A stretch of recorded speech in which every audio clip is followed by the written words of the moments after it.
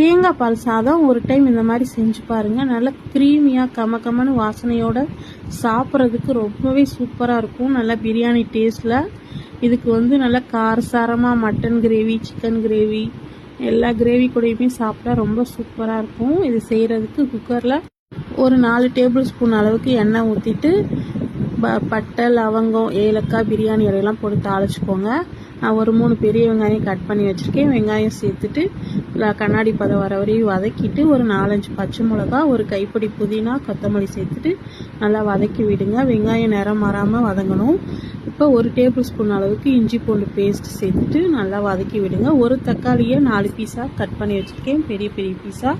அதையும் சேர்த்துட்டு லைட்டாக வதக்கிட்டு இந்த டம்ளரால் 1 டம்ளர் அளவுக்கு நான் அரிசி எடுத்துருந்தேன்.